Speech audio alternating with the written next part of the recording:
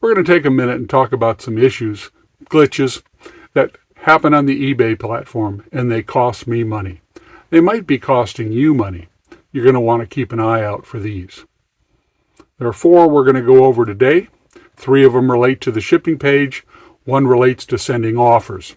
I wish eBay would straighten all 4 of these out for us. Until then, you've got to guard against them. This is Brian. I'm at the lake. Let's get into this.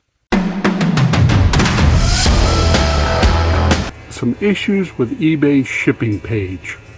We're also going to look at a couple of issues I've had with their sending offers to buyers page. Now these, for want of a better word, we're going to call glitches.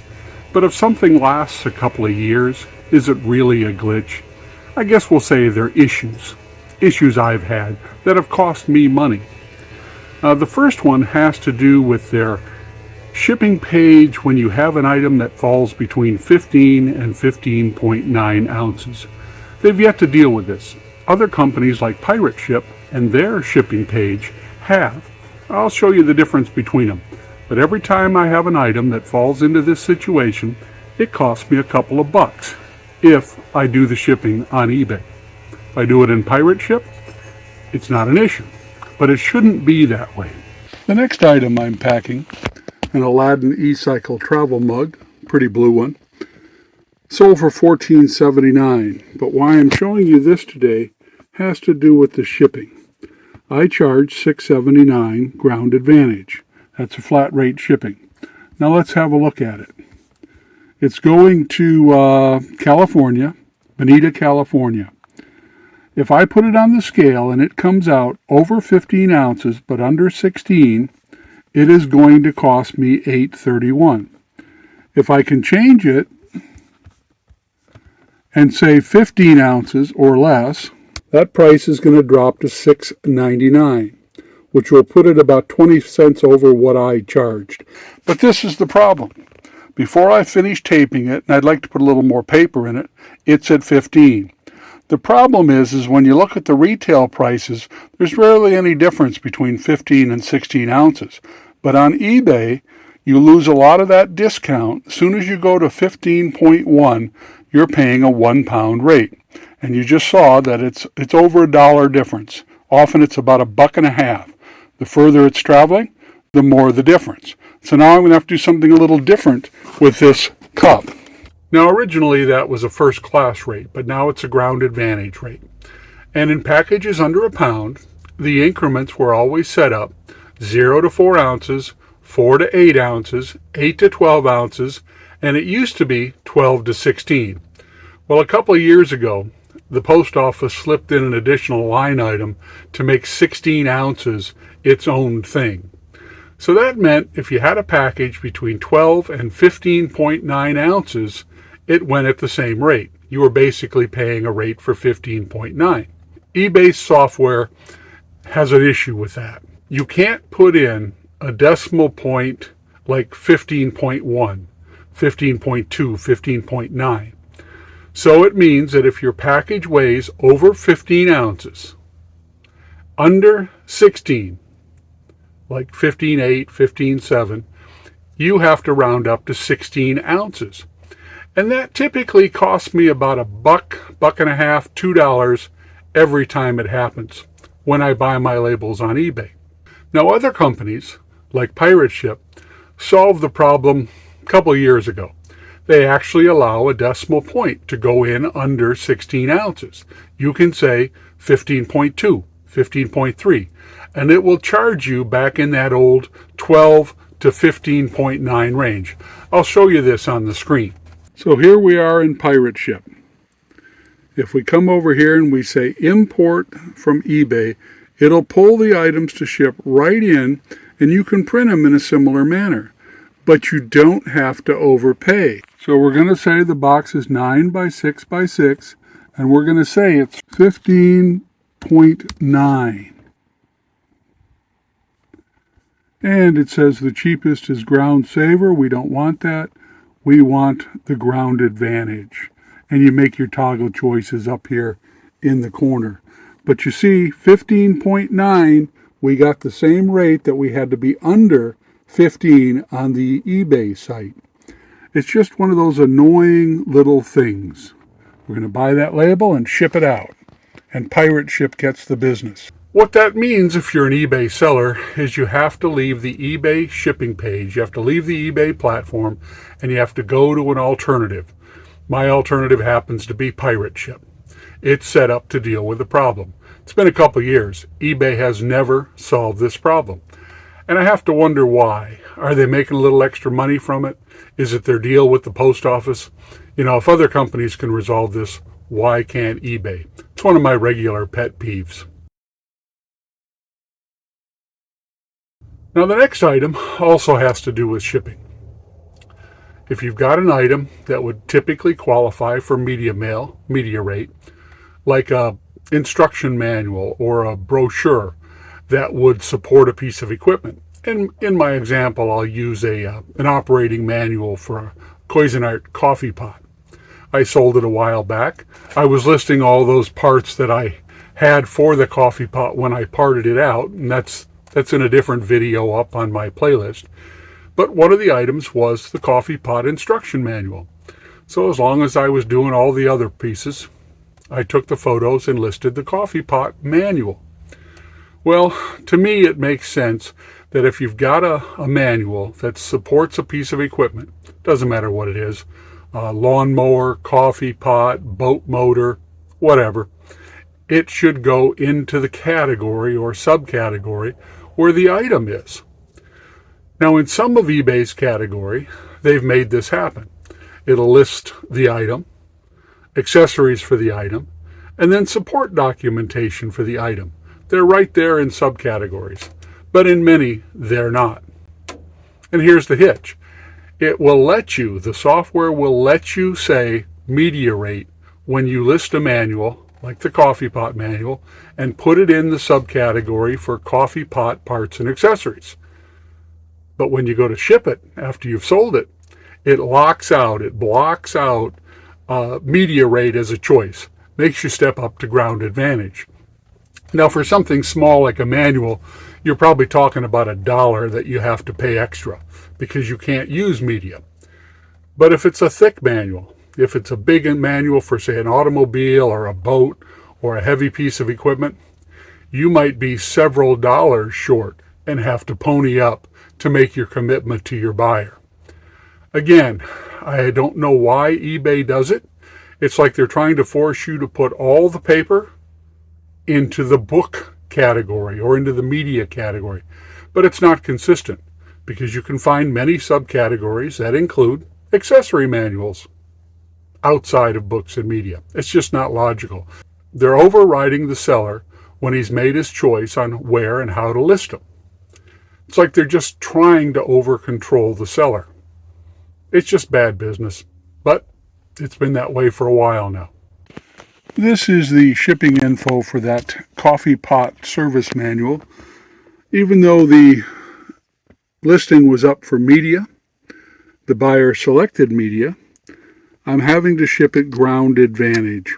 I figured I would. In some categories, eBay will let you list an item media, but when it comes time to ship the label, it's just not there. And as I expected, even with a cardboard insert to give it some stiffness, it came in at 2.1 ounces, so it'll go out at the 4-ounce ground advantage rate. Would have been no difference really shipping it media, but it's just the point that eBay removes the choice after you've done the listing. And you have to watch that for heavier books. Doesn't really matter for something like this. And I'm not selling it for much, and to keep the cost down to the buyer, to get him this operating manual, I say media shipping. The software lets me put in media shipping. It lets the buyer select media shipping. But when you go to actually ship it, and media is not an option, it comes up and says basically this category is not eligible for media rate. So it's a case of eBay thinking they know better than the seller about what rates and what qualifies as media. But because different groups inside of eBay work the different categories, they've set them all up uniquely, or at least differently from one to another. And it puts sellers in a situation that ends up costing them money. Now with this little book, the upcharge wasn't too bad. But if you had a big, thick service manual that shipped out in the pounds, you would be paying Ground Advantage by the pound instead of media. We'll take a look at some more of these little glitches, and I'll show you some that I've noticed lately. All right, third item, also shipping related. Had to do with something I went to mail out a few weeks ago. Little tin toy, little motorcycle. Now, a couple weeks back, this item, this little mechanical tin toy, came in the mail, and I put it in some footage. Not sure if I've used the footage yet. It was a repop, and I thought it was. It was from an auction that had about 50 different mechanical toys, and most were repops. It was an older repop, though. Then often the company will reproduce them at a later date. I don't know if they use the original machining. Is it still a repop, or is it just a late run? But then eventually other companies will step in and make something similar from the original design. And I guess technically that's what we call a repop or a reproduction. But it didn't sell for much, but you can see it here. It went out on an offer, so the price was lowered from the original list. Put the address in that eBay allowed the buyer to register on his account, and it came up and told me it was a bad address. It would not let me print the label inside eBay shipping for that address, but it had let the buyer register the address. Solution? I went over to Pirate Ship, printed the label in Pirate Ship, sent the item out. Again, extra steps because eBay's software relating to shipping has issues. And many of these issues cost us time or they cost us money. Pirate Ship accepted the same address because the address looked fine. It was calling out an incomplete address, like house number, on eBay. It's one of the reasons I like to keep a Pirate Ship account open. These days, there isn't much different in the cost between the eBay shipping and the Pirate Ship platform.